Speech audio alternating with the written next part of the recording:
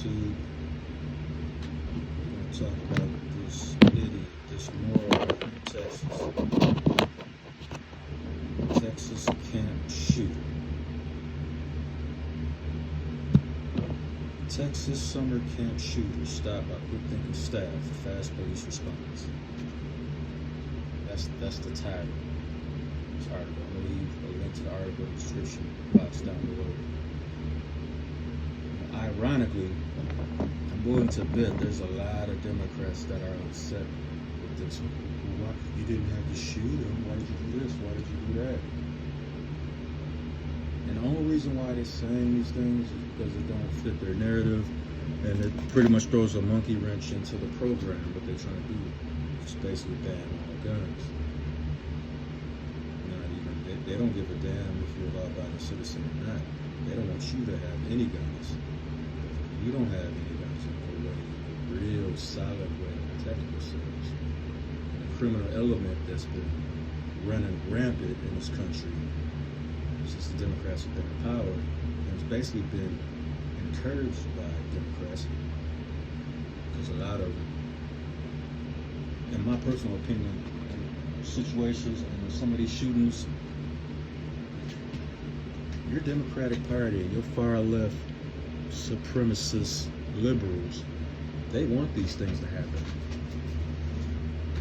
because in their mind it goes in favor of what their initial argument is. Well, we need to take guns from everybody.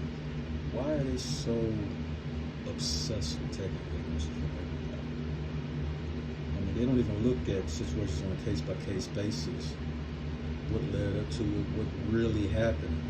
They skip over certain details, because when all the details come out in these shootings, it makes them look real bad. And if they look real bad, they can't push their agendas. Take God's guns away. And in the long run, it's not going to work anyway. But let's check out what they talk about. A quick-thinking Texas summer camp counselor helped slow down a gunman who walked onto the campus and opened fire before police responded quickly, took out the shooter before any children were hurt. Police have identified 42-year-old Brandon Keith Mid of Dallas, Texas, as the shooter, and have not yet determined a possible motive for the shooting. Police say they started receiving calls at 8:43 a.m. that a man had fired shots at the Duncanville field house, where a summer camp with roughly 250 children in his house. 2 minutes later, officers arrived at the scene and neutralized the shooter after a summer school staffer engaged with the shooter as kids were locked down. The camp counselor confronted the suspected gunman in the lobby of the school as the children were ushered by staff to an area behind locked doors where the gunman could not enter. Duncanville Assistant Police Chief Matthew Stugner told WFAA-TV. I mean, it's a good thing that this staffer had the nuts to jump into action and stop this from happening. Because I can see it right now. Oh, and just say he got it, he was able to get through those doors in the field house and continue just shooting at kids. Just say there was a massacre that took place. Instead of really trying to get down to the nitty-gritty and how to stop these things from happening, you have Democrats on the far left who will go out of their way to politicize this. Like, see, this is why we need to take everybody's guns. And another thing I want to bring to light that I want people to start paying attention to. There are midterms this year. And if you really think about it and you really look at it, isn't it kind of odd, isn't it kind of ironic that every time during an election cycle, whether it's the president or the midterms in between years, there's always these type of things that go on. I'm just asking a question, an empty, open-handed question. Anybody can chime in. But don't you think it's kind of odd and kind of weird these things happen during election cycles? I mean, my personal opinion, I'm led to believe that people in certain positions,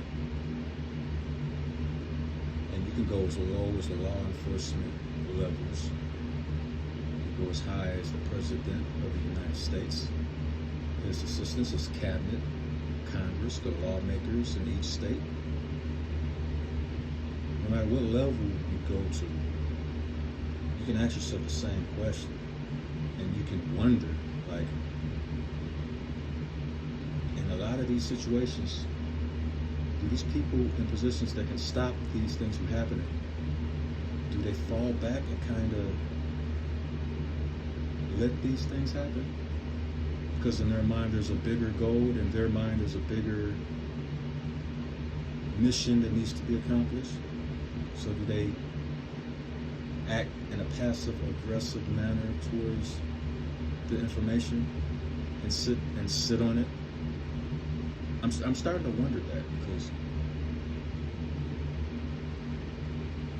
why does these like mass shootings and just recently the blue flu,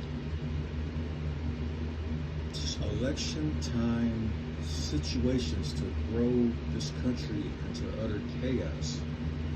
And personally, I just find it odd and weird. I mean, you guys tell me. I mean, am I the only ones noticing these, let's say, patterns? I don't know. So let me know down in the comment section what you guys think. I just think it's very convenient for the left to politicize certain things, but I'm willing to think they're going to gloss over this incident because it was stopped before it even started. So as a result, the end result will go against their narrative. So, you know, you can argue that the end result would actually go in favor of arming staffers, teachers, law-abiding citizens. Because let's face it, no matter what state you're in, no matter what city you're in, the police can't be everywhere at once. They can't save everybody at once. There got to be situations where the people are able to fend for themselves. But the liberals don't. It goes against whatever diabolic plans they're crafting behind the scenes. Just an opinion. I'm just a guy talking. That being said, if you like my content, like, share, and subscribe. Notification bell so you don't miss any new videos. To the law-abiding citizens out there, in states where you need to get your concealed carry license, get it. Buy your guns. In states where you have constitutional carry, congratulations. I wish all states had that. But exercise your Second Amendment. And exercise your First Amendment too. Don't let them shut you up. That being said, Red Blizzard in the wind. Don't choke on woke.